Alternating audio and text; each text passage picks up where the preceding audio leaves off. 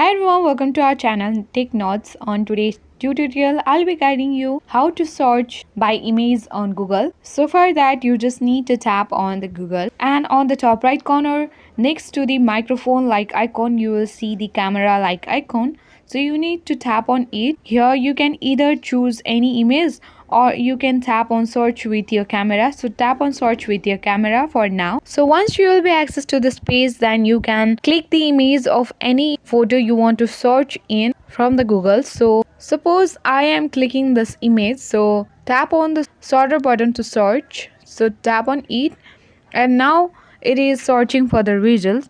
So here is, so the results are given here.